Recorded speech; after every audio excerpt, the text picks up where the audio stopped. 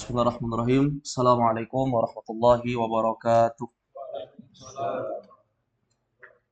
Alhamdulillah rabbil alamin. Wassalatu wassalam ala al-mab'uthi rahmatan lil alamin. Nabiyyina Muhammad wa ala alihi wa ashabihi wa man tabi'ahum bi ihsanin ila yaumiddin amma ba'd. Alhamdulillah, di malam hari ini insyaallah kita akan memulai untuk membahas satu pembahasan penting di dalam pembahasan salah satu cabang dari ilmu bahasa Arab, yaitu ilmu hiwar, ya, ilmu muhadatsah, percakapan. Tapi insya Allah kita fokus di kaidah-kaidah yang ada di buku ini. Dan kita membahas pembahasan kitab Durusul Lughah Al-Arabiyyah li ghairin natiqina biha. Bisa antum melihat di bagian awal buku. Di situ ada tulisan judul buku Durusul Lughati Al-Arabiyyah. Durusul Lughah Al-Arabiyyah. Silakan dicatat, bisa dicatat artinya di halaman yang ini ya. Antum bisa buka halaman yang bagian sini. Ya, dilihat ya. Di situ ada tulisan Durusul Lughah Al-Arabiyyah. Durus itu jamak dari kata darsun, artinya pelajaran. Al-lughah, al-lughah artinya bahasa. Al-lughah artinya bahasa. Al-Arabiyyah Arab. Berarti durusul lughah, pelajaran bahasa Arab. Pelajaran bahasa Arab. Durusul lughah artinya pelajaran bahasa Arab. Di sini bisa kita lihat di bawah tulisan Durusul Lughah ada apa di situ? Ada tulisan li ghairin natiqina biha. Li ghairin natiqina biha. Li ghairin natiqina biha itu artinya untuk orang-orang yang tidak berbahasa Arab. Untuk orang-orang yang tidak berbicara dengan bahasa Arab. Khusus kita lah, kita tidak menggunakan bahasa Arab, tapi kita ingin belajar bahasa Arab. Maka ini buku yang dihadirkan ini, kitab Durusul Lughah. Jadi, li ghairin natiqina biha itu artinya apa? Untuk orang-orang yang tidak berbicara dengan bahasa Arab. Untuk bukan orang Arab. Walaupun orang Arab pakai juga buku ini untuk belajar bahasa Arab. Tapi, ini dikhususkan untuk bukan orang Arab. Kitab ini dikarang oleh Ad-Duktur, ada tulisan di bawah itu, Ad-Duktur Fa Abdurrahim. Nah, ini kita akan bahas secara singkat biografi pengarang buku ini, yaitu Syekh Ad-Duktur Abdurrahim.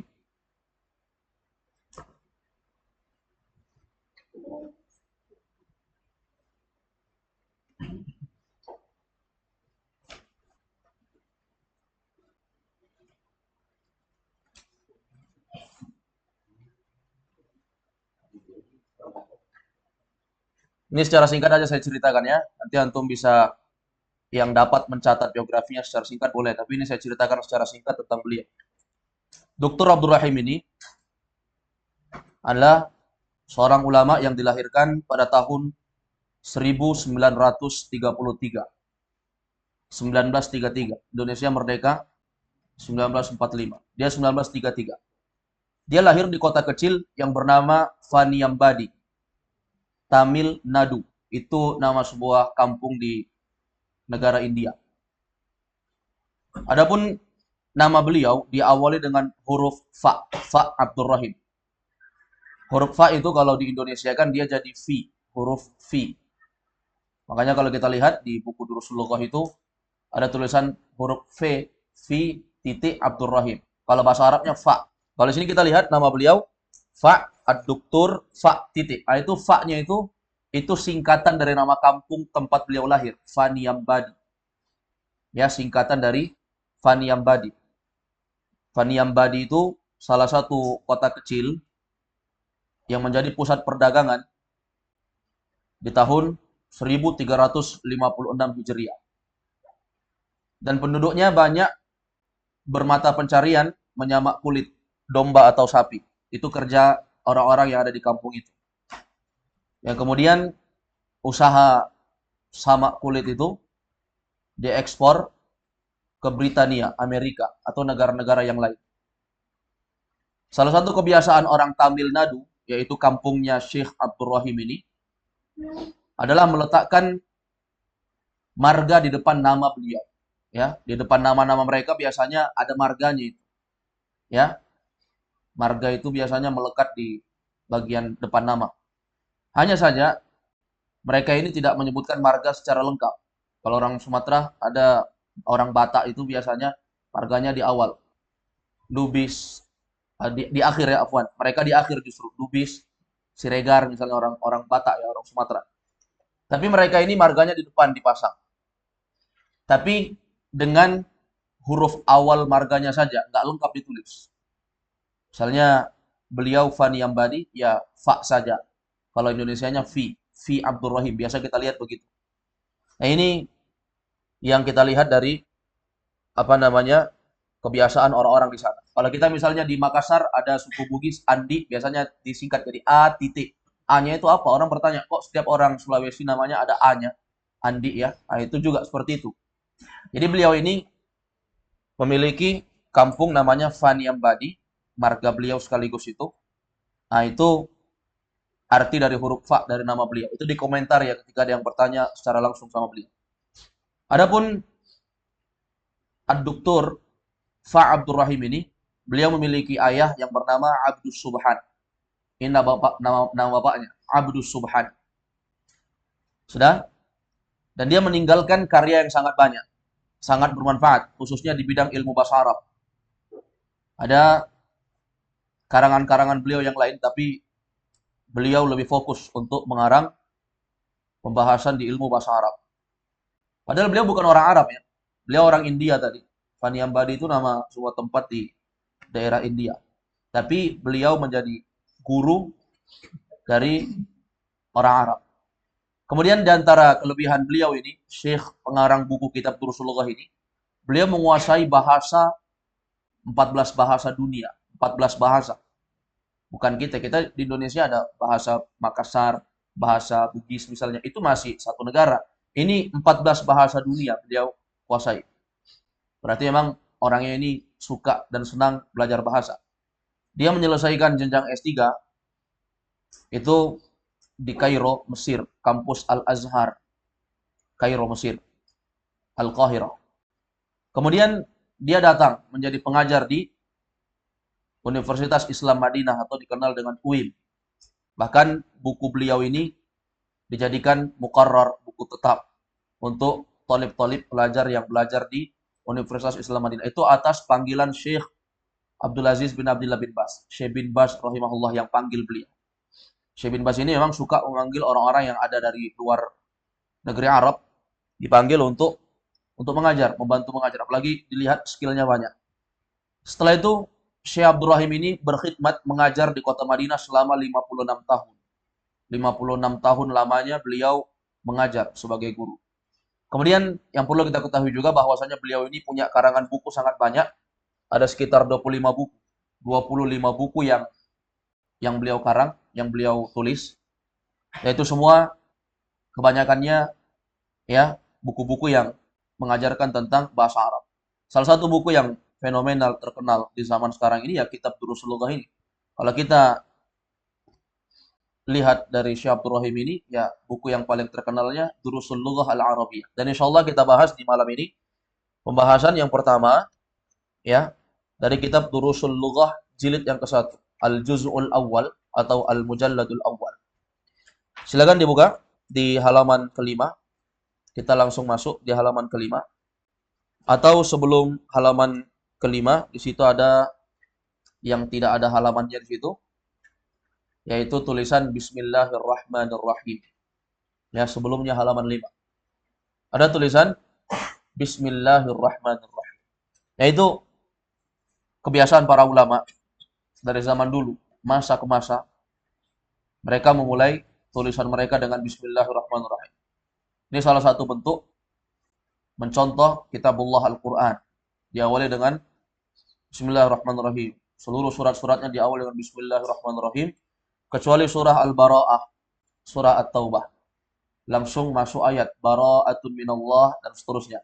Tanpa ada Bismillah. Para ulama mengatakan di antara hikmahnya surah Al-Bara'ah itu tidak diawali dengan Bismillahirrahmanirrahim. Karena memang masih satu kisah, satu pembahasan dengan surah sebelumnya, yaitu surah Al-Anfal. Selain itu, beliau juga mencontoh kitabullah, mencontoh sabda-sabda Nabi, ya, atau mencontoh amalan Nabi SAW. Beliau mencontoh amalan Nabi, di mana Rasulullah SAW itu beliau kebiasaannya menulis diawali dengan Bismillahirrahmanirrahim. Itu secara singkat tentang Bismillahirrahmanirrahim.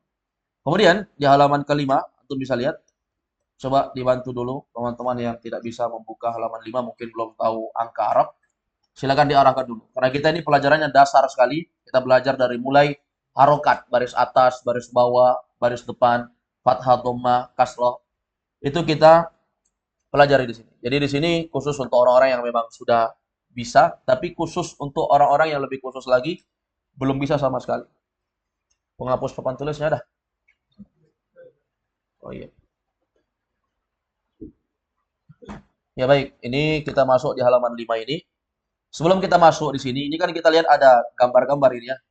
Di halaman kelima ini ada gambar rumah, masjid itu, ada pintu juga, buku, pulpen, kunci, kemudian ada gambar meja juga. Terus apa lagi tuh? Kasur, kursi. Ya baik, di sini sebelum kita mulai membahas, saya ingin memberikan pendahuluan dulu untuk kita yang betul-betul tidak ada dasar belajar bahasa Arab atau buta bahasa Arab sama sekali. Tapi intinya modal belajar Rasulullah ini kita bisa mengaji. Itu saja modalnya, bisa mengaji. Walaupun ngajinya nggak lancar, tapi insya Allah setiap kata ini kita akan baca sehingga ini termasuk belajar ya membaca bahasa Arab juga. Selain kita belajar kaidah bahasa Arab, kita akan belajar terkait dengan membaca bahasa Arab. Yang pertama tadi tentang biografi saya sudah jelaskan secara singkat. Yang kedua yang mesti kita bahas di pertemuan hari ini terkait dengan tanda baca dalam bahasa Arab. Tanda baca. Tanda baca itu sangat banyak ya dalam bahasa Arab. Antum bisa memperhatikan di sini dari tanda-tanda baca yang apa namanya, yang bisa dilihat. Yang pertama kita lihat di sini ada yang biasanya kita lihat seperti ini bentuknya. Ya, kelihatan nggak? Ini apa namanya ini? Ada juga yang seperti ini. Ada juga yang seperti ini. Nah, ini namanya tanda baca. Yang seperti ini disebut dengan dhammah.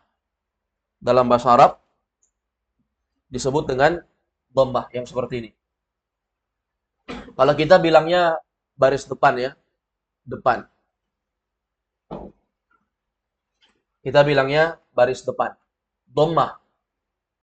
Kenapa nggak kita bilang baris atas? Karena kalau kita bilang baris atas, nanti untuk ini. Ini yang kayak begini, bahasa Arab namanya fathah. Kita bilang baris atas ya, untuk membedakan. Karena ini sama-sama di atas. Tapi yang satu dhammah U, kita bilang depan. Yang A, kita bilang atas. Sudah? Yang ini I, baris bawah. Atau bahasa Arabnya kasrah. Sudah istilahnya. Kalau depan tadi apa? Dhammah. Disebut dengan dhammah. Kalau atas tadi apa? Fathah. Disebut dengan fathah. Kalau ini tadi bawah kasrah.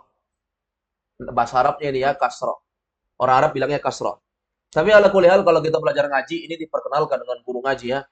Kalau guru ngajinya tahu bahasa Arab, kalau nggak tahu ya cuma disebut aja baris atas, baris depan, baris bawah. Tapi kalau dia tahu pasti dia sebut U dhammah, A fathah, I kasrah.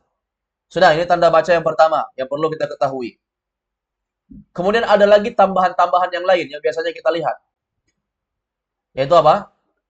Kalau kita lihat seperti misalnya ada lagi Yang kayak begini ya biasanya. Ya, baris mati. Ya, kita bilang sukun. Kita bilangnya sukun. Sudah? Kemudian ada lagi selain ini, yaitu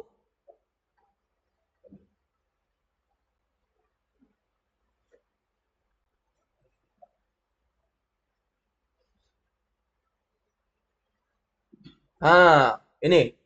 Ini sekaligus tiga aja saya bikin. Ada tasdid namanya. Kodenya seperti huruf W kalau kita lihat ya, seperti huruf W kalau bahasa kita. Ini namanya tasdid. Tasdid ini dalam bahasa Arab dibahas juga, dalam ilmu mengaji dibahas juga ya. Tasdid itu pendobelan huruf. Huruf yang double. Jadi dalam kata-kata yang tasdid itu hurufnya ada dua sebenarnya. Ya, itu pendobelan huruf tasdid. Tasdid itu ada tasdid dhammah. Sudah, ini kan namanya dhammah tadi kan? Dhammah kan? Ini namanya tasdid dhammah. Sudah. Yang kedua ada tasdid fathah. Kalau yang tadi fathah kan baris atas. Ketika dia baris atas juga tapi ada huruf W di atasnya. Nih, tasdid fathah namanya. Fathah tasdid. Kita bilang. Kemudian yang berikutnya ada ini. Barisnya di bawah tasdid. Namanya kasroh tasdid. Jadi ini bacanya tasdid kasroh ya. Dia tulisannya di bawah W, di bawah huruf tasdidnya. Antum lihat. Dulu ini cetak tulisan baru ya. Dulu ketika saya belajar juga sama beberapa ustadz, ya ustadz-ustadz yang tua-tua, ustadz kita yang tua-tua, mereka bilang dulu penulisan tasdid itu begini, Ji. Kalau kasroh tasdid, ya kasrohnya di bawah. Di bawah huruf. Tapi zaman sekarang kalau kita lihat di buku-buku bahasa Arab itu, dia kalau mau kode baris bawah, maka di bawah tasdid harokatnya. Itu tandanya dia baris bawah. Paham antum? Berarti kalau misalnya ada kata-kata seperti ini. Ya, contoh misalnya ada kata seperti ini. Saya bikin contoh. Misalnya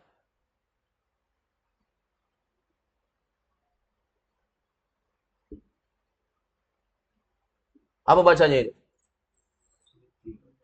Sujjada atau sujjida? Perhatikan. Harokat di bawah tasdid.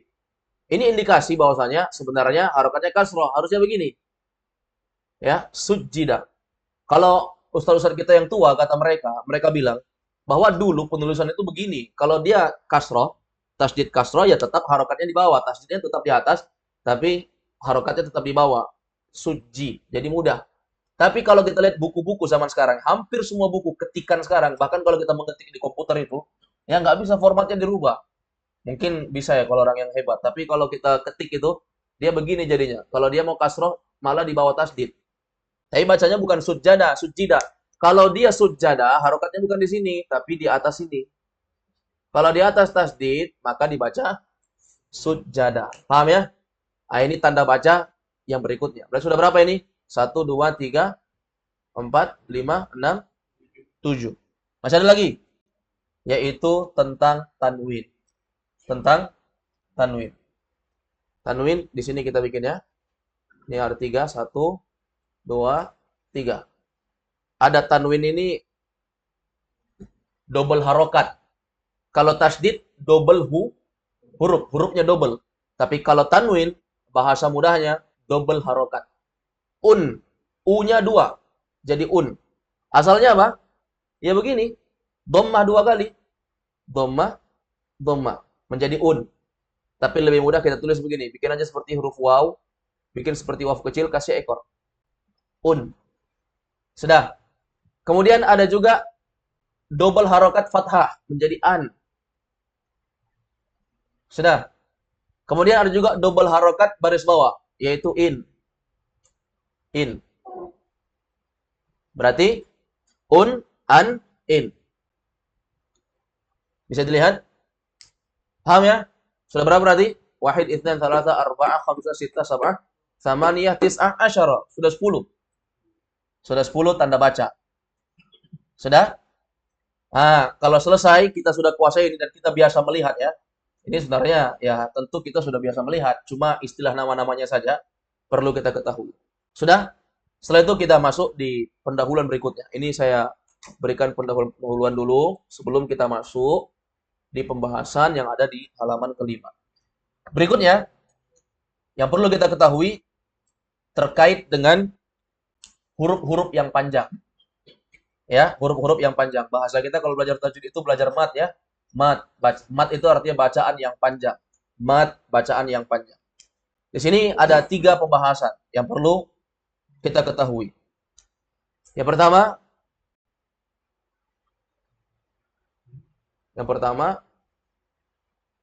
di sini kita mau menjadikan sesuatu itu menjadi panjang menggunakan huruf waw. Misalnya kita contohkan huruf ba, kemudian ja misalnya, dan ta. Nah, ini 3 huruf, ba, ja, ta. Kita mau jadikan dia panjang. Tambahkan huruf waw ya. Jadi menjadi ba tambah waw sukun menjadi apa? Bu, panjang. Sudah? Kalau ja menjadi ju, panjang. Kalau ta menjadi tu. Coba semuanya dibaca. Ba, ja, ta. Kita masukkan waw sukun, waw mati supaya dia jadi panjang. Bu, ju, tu. Sudah, ini yang pertama, yaitu waw sukun. Cara memanjangkan bisa pakai waw sukun.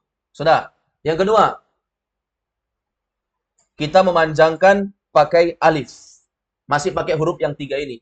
Ba, ja, dan ta. Tapi kita tambahkan alif ya. Berarti kalau misalnya kita tambahkan alif, kita tambahkan alif, berarti kalau misalnya ba tambahkan alif, memanjangkannya bagaimana? Ba, coba semuanya ikuti. Ba, ja, ta, bertemu dengan alif. Bisa dilihat? Bertemu dengan alif sukun. Panjang dia. Berapa harakat panjangnya? 2 harakat. Namanya mat apa? Mat apa yang 2 harakat? Mat asli. Bukan mat palsu, mat asli. Asli 2 harakat. Kemudian yang ketiga, yang perlu kita ketahui, yaitu ketika bersambung dengan ya sukun. Ini cara memanjangkan yang ketiga. Masih pakai huruf ini. Berarti kalau ba, kemasukan ya sukun, menjadi apa? Kalau kita mau panjangkan, bi. Kemudian kalau ja, ji. Kalau ta, ti. Sudah. Berarti sudah berapa ini yang kita ketahui? Yang pertama tentang pembahasan apa tadi? Biografi penulis sudah jelas. Yang kedua tentang tanda-tanda baca dalam bahasa Arab. Kemudian yang ketiga tentang bacaan yang panjang. Ini kesimpulan bacaan yang panjang. Jadi kesimpulannya, kalau kita mau memanjangkan huruf, bisa menggunakan yang pertama apa? Waw sukun. Dengan syarat sebelum waw sukun harus berharokat dhammah. Harus berharokat dhammah. Sehingga menjadi bu, ju, tu.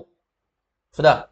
Kemudian yang kedua yang bisa kita jadikan untuk memanjangkan kalimat, memanjangkan kata, memanjangkan huruf, yaitu menambahkan alif sukun. Dengan syarat sebelum alif berharokat fathah atau baris atas. Sudah? Kemudian yang ketiga, yaitu untuk menambahkan panjang, untuk menjadikan huruf itu menjadi panjang, kita bisa tambahkan ya sukun. Ya sukun.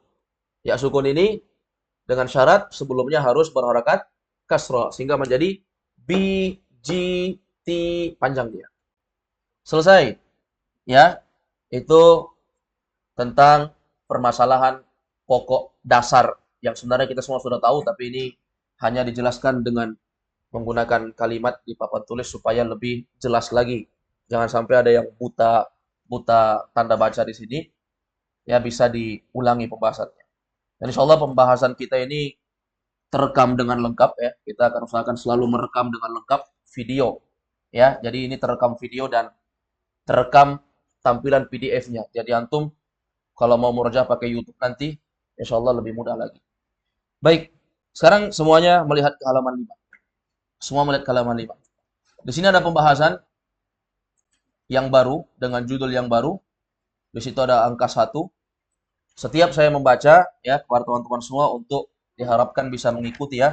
Semuanya bersuara. Belajar bahasa Arab Durusul Lughah ini harus biasa untuk bersuara supaya kita biasa mengucapkan bahasa Arab. Baik, wahid isnan thalatha, kita mulai. Ad-darsul awwalu. Ad-darsul awwalu. Di situ ada angka 1 kan?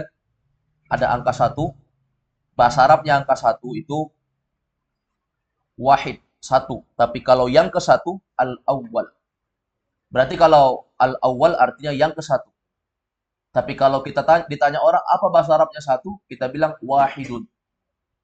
Makanya kalau anak-anak menghitung itu wahidun, 1, isnani, 2, salasatun, 3. Orang nggak bilang al-awwal. Kalau ditanya, Ustaz apa bedanya awal sama wahid? Kalau wahid itu hitungan biasa, 1, 2, 3, 4. Tapi kalau hitungan bertingkat, yang ke 1, yang kedua, yang ketiga. Maka kalau yang ke 1 pakai al-awwal. Di sini ad-darsul awal. Ad-darsu, tadi sudah saya jelaskan, itu kalimat durusul lughah, durus jamak dari kata ad-darsu. Ad-darsu artinya pelajaran. Kalau durus, pelajaran-pelajaran. Berarti di sini ad-darsul awal artinya apa? Pelajaran yang ke 1 atau pelajaran yang ya, semuanya ikuti saya. Ad-darsul awwalu.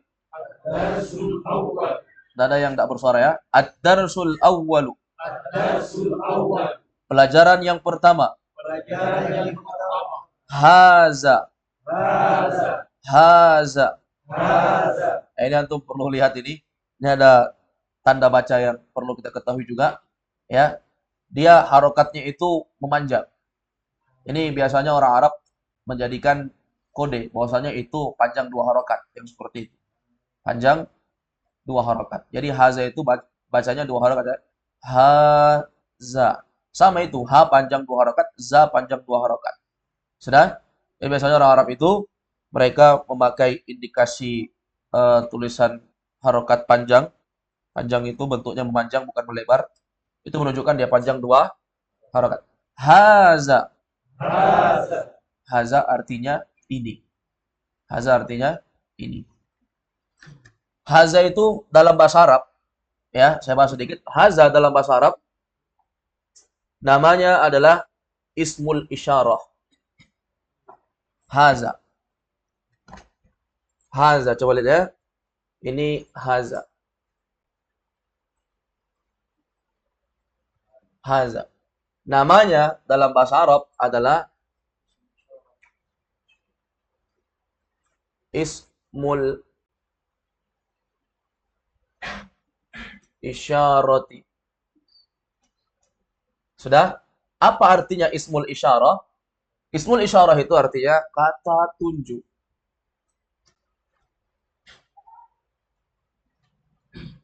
Sudah?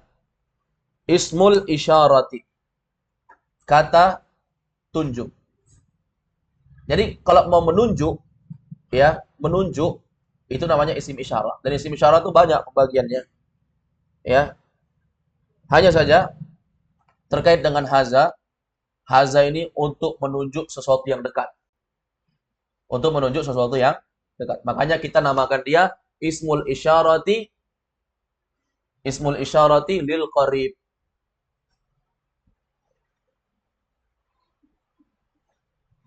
Lil qaribi. Ismul isyarati lil qarib, yaitu kata tunjuk lil qarib, untuk menunjuk, kata tunjuk untuk menunjuk sesuatu yang dekat. Jadi yang bisa ditunjuk pakai haza yang dekat-dekat saja. Yang jauh-jauh enggak bisa. Ya. Misalnya papan tulis. Papan tulis bahasa Arabnya sabburatun. Nanti akan datang juga kepada kita. Sabburatun papan tulis. Ini dekat atau jauh sama saya? Dekat. Saya bilang, tapi ini papan tulis muannas ya, nggak bisa. Saya contohkan yang dekat aja lah.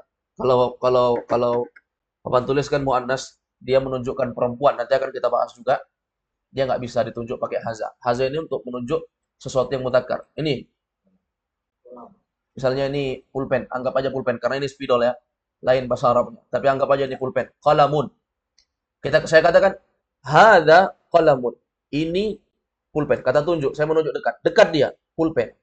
Sudah, ini penggunaannya seperti itu. Sekarang yang perlu antum ketahui, hada ismul isyarati lil qarib, kata tunjuk untuk menunjuk sesuatu yang dekat. Ini ada 3 pembahasan yang perlu diketahui. Ada 3 pembahasan yang perlu diketahui untuk permasalahan hada. Yang pertama, haza untuk menunjuk sesuatu yang dekat. Yang pertama. Yang kedua, dia untuk menunjuk sesuatu yang bentuknya tunggal. Misalnya gini ya, saya bilang ini pulpen. Berapa pulpen? 1. Kalau misalnya 2, nggak boleh pakai haza. Kalau 3, nggak boleh pakai haza. Dia menunjuk sesuatu yang tunggal. Ya, jadi yang kedua untuk catat, haza itu untuk kata tunjuk menunjuk sesuatu yang tunggal. Saya nggak tulis lengkap ya, antum silakan disesuaikan karena nggak muat papan tulis kita nanti. Yang ketiga, haza ini menunjuk sesuatu yang muzakkar. Kalau muannas nggak boleh pakai haza. Muzakkar.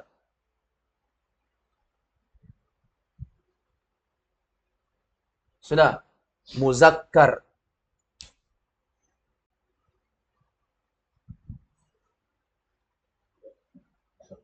Muzakkar, bukan muzakir ya. Muzakkar. Kalau muzakir beda lagi nanti. Muzakir orang yang mengingat. Orang yang mengingat. Kalau muzakkar artinya laki-laki. Sudah, kalau saya bilang untuk menunjuk yang dekat, antum paham enggak? Apa yang dibilang dekat? Apa yang dibilang dekat? Sesuatu yang mudah untuk kita capai. Dekat kan? Kalau jauh, nggak bisa. Itu kipas angin itu dekat jauh. Susah saya menjangkau dia, kecuali saya jalan. Ya kan? Itu namanya jauh. Nggak pakai haza untuk nunjuknya. Walaupun kalau saya tunjuk, nggak ada saya bilang ini. Pas saya bilang itu. Nah, kalau itu beda lagi bahasa Arabnya. Yang pertama dekat. Jadi haza ini harus untuk nunjuk sesuatu yang dekat. Yang kedua, dia menunjuk sesuatu yang tunggal. Paham tunggal maksudnya? Yang ditunjuk itu harus bendanya itu tunggal, satu. Ini baru tunggal. Kalau begini tunggal nggak? Begini. Tidak tunggal namanya ini. Namanya 2. Tunggal itu 1. Ya, Allahu Ahad. Allah Maha Tunggal. Allah Maha Satu. Nggak boleh ada sekutu. Kalau ada sekutu berarti bukan tunggal. Berarti ada yang lain. Sudah. Ini tunggal. Kemudian muzakkar. Ini yang perlu antum catat ini. Muzakkar ini apa? Ini kata-kata baru bagi kita yang baru belajar bahasa Arab. Silakan dicatat, saya diktekan. Muzakkar adalah muzakkar ya, bukan mudzakir. Muzakkar adalah kata benda dalam bahasa Arab. Muzakkar adalah kata benda dalam bahasa Arab yang menunjukkan bahwa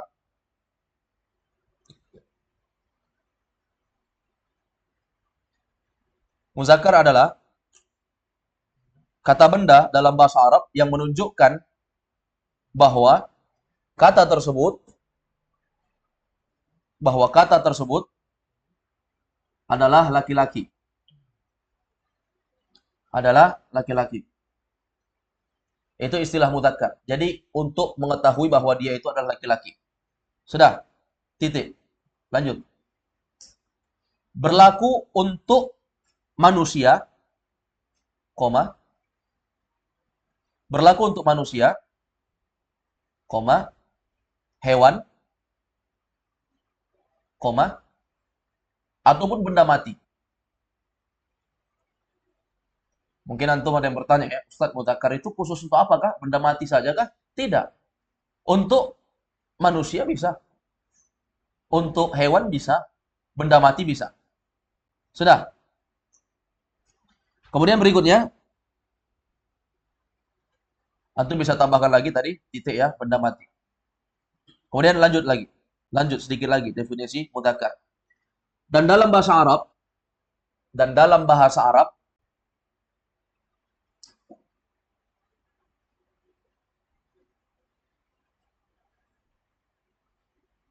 biasanya diakhiri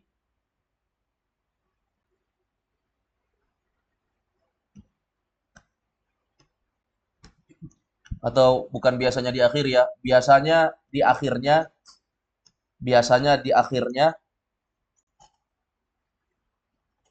bukan tak marbutoh. Jadi biasanya di akhirnya itu bukan tak marbutoh. Mudzakkar itu.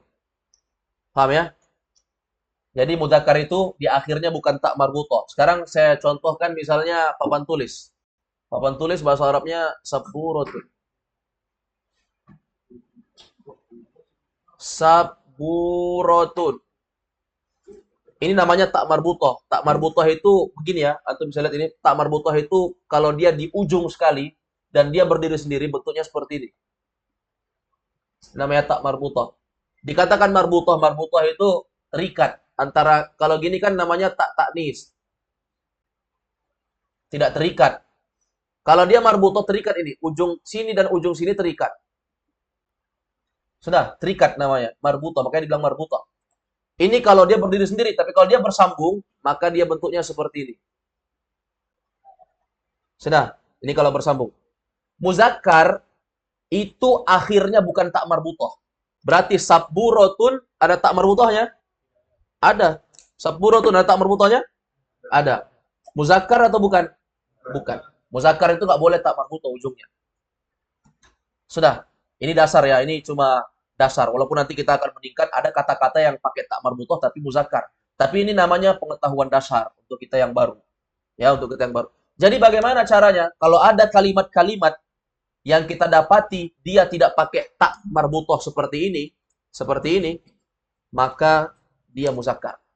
Contohnya bahasa Arabnya pulpen tadi. Qalamun. Di sini saya buat ya. Qalamun. Qalamun. Enggak ada tak marbutoh. Ada tak marbutohnya? Enggak ada.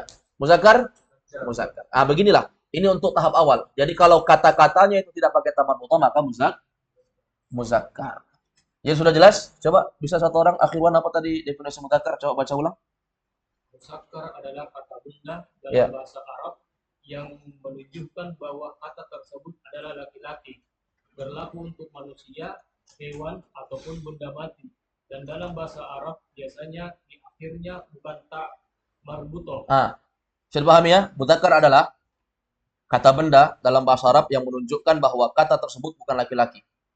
Jadi dia bukan laki-laki. Ya, bukan laki-laki.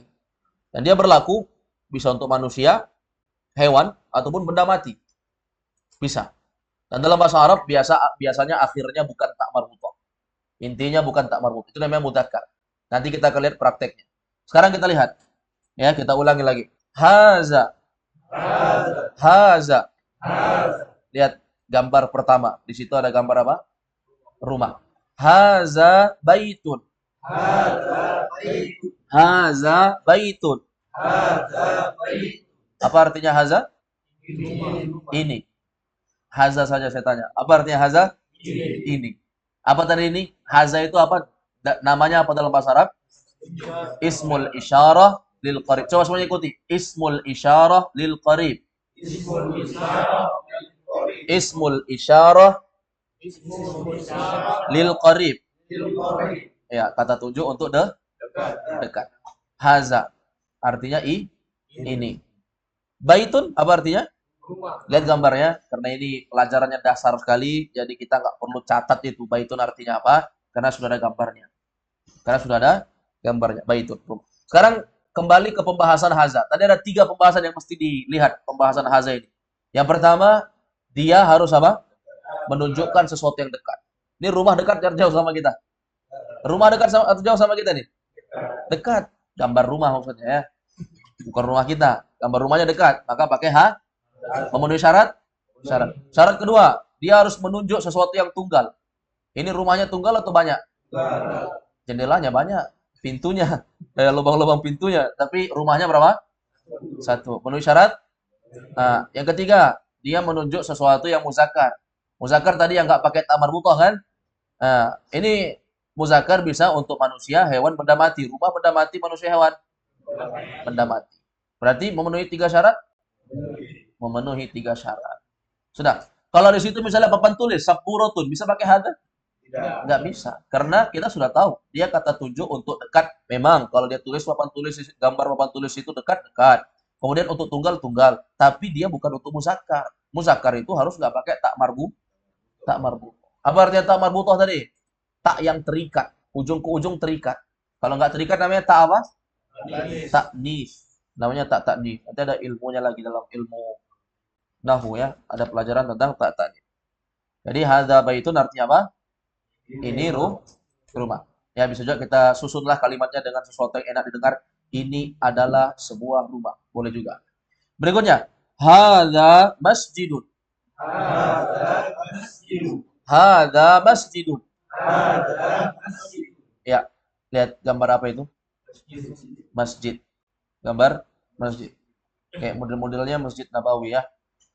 Hadza masjid, ini adalah masjid. Coba lihat tiga syarat isim isyarah. Yang pertama, dia menunjukkan dekat. Dekat, dekat. Yang kedua, tunggal. Berapa masjidnya?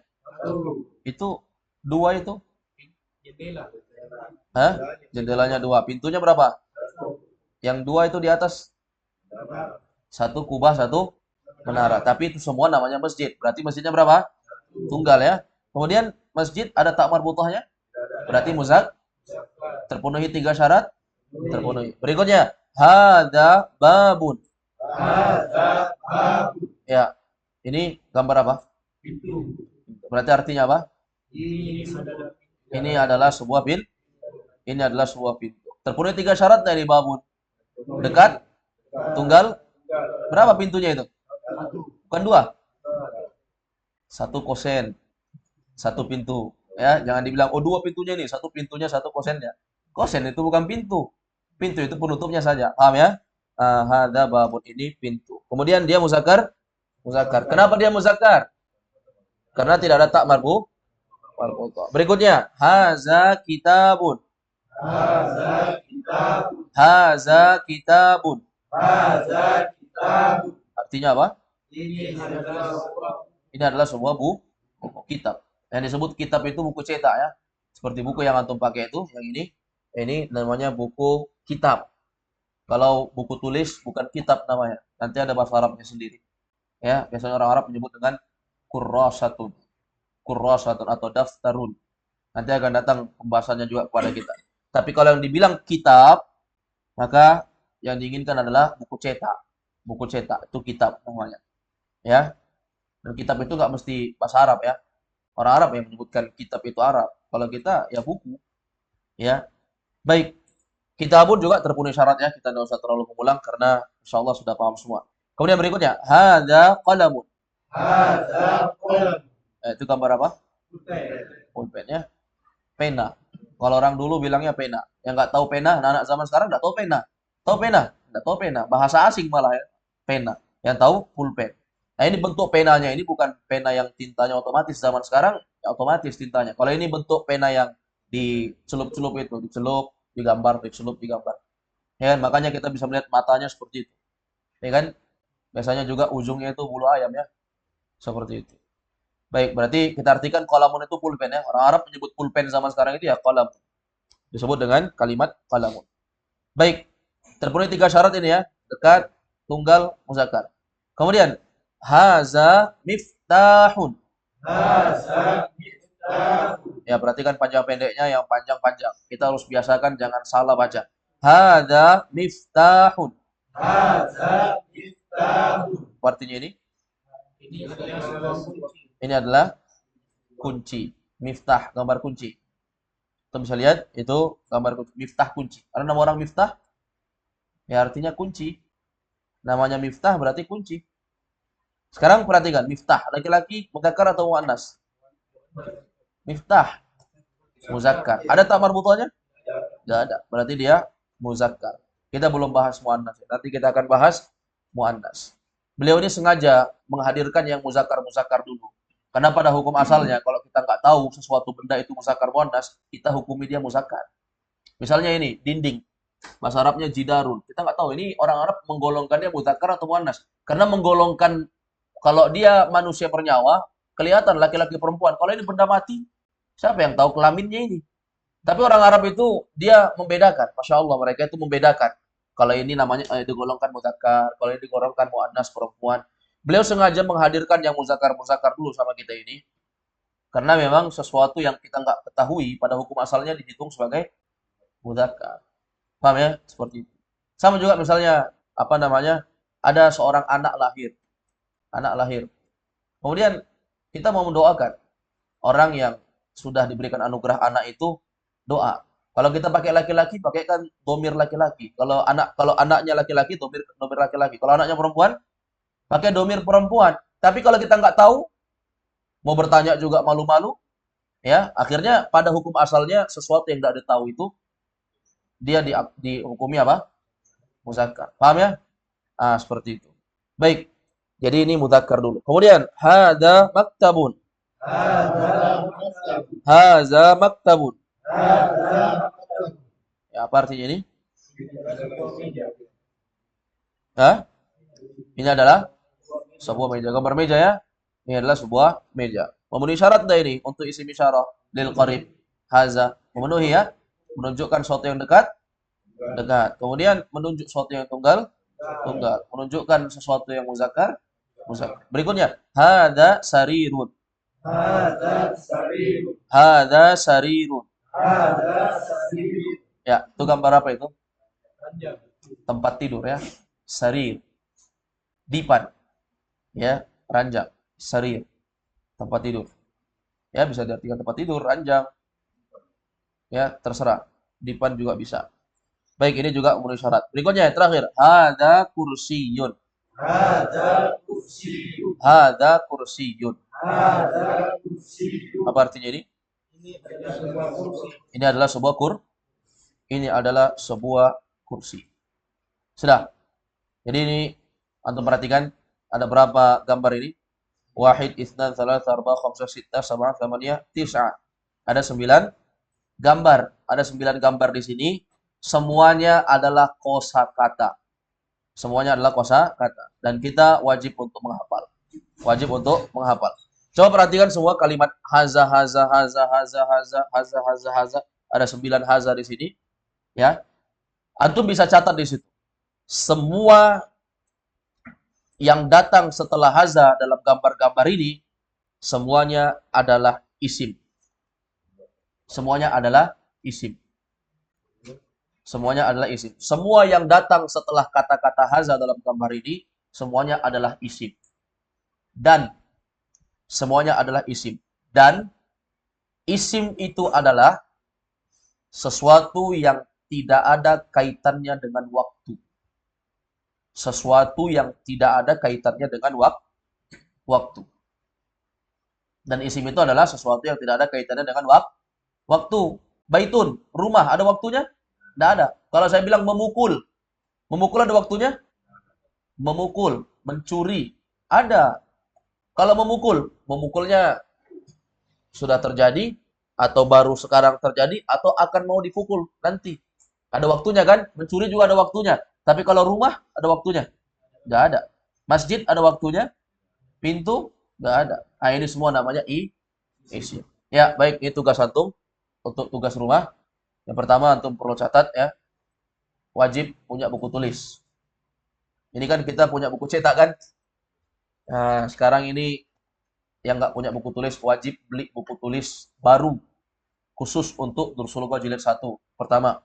Yang kedua, buku Durusul Lughah ini isinya adalah bentuk pelajaran-pelajaran. Maksudnya pelajaran pertama, pelajaran kedua, pelajaran ketiga, begitu. Jadi, antum beli buku tulis, tulis di buku itu daftar. Misalnya pelajaran pertama, tulis listnya 1, 2, 3, 4. Mana kosakata-kosakata yang antum tidak tahu artinya, tulis dan tulis artinya. Tulis Arabnya, tulis artinya dan dihafal. Ya. Jadi kalau misalnya di sini pelajaran pertama itu sampai halaman yang ke-11, coba antum buka halaman 11 akhir pelajaran pertama. Sudah. 11 halaman ad-darsul awal pelajaran pertama. Nanti kalau halaman 12 masuk pelajaran yang kedua. Yang kedua, yang gambar bintang itu, halaman 12. Jadi tugas antum ya, tugas antum untuk catat. Tulis dulu judulnya nanti di buku tulis itu. Pelajaran pertama. Yang mana yang nggak tahu? 1 baitun. Baitun nggak tahu. Baitun apa tadi artinya?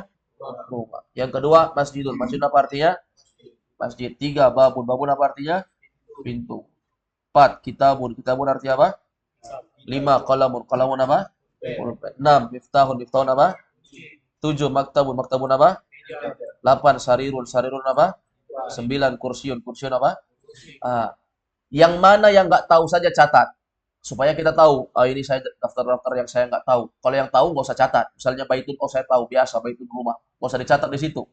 Jangan sampai itu cepat full bukunya. Jangan sampai antum catat semua, baru pelajaran pertama sudah full bukunya. Jadi dicatat yang nggak tahu saja. Wajib punya daftar kosakata yang nggak tahu ya.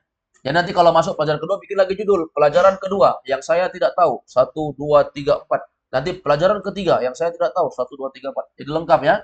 Seperti itu kaidah. Karena nanti saya akan bertanya.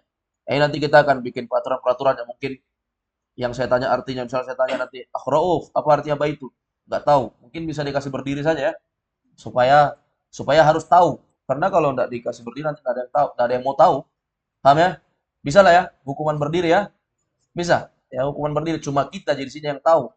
Ya kan? Orang di luar tidak tahu bahwa kita sudah berdiri. Kamera pun nggak ngelihat nanti. Antum berdiri. Jadi kalau mau berdiri nanti pinggir-pinggir sedikit. Jangan di depan kamera antum. Ah, dia kulit. Ya, nanti kelihatan masuk kamera.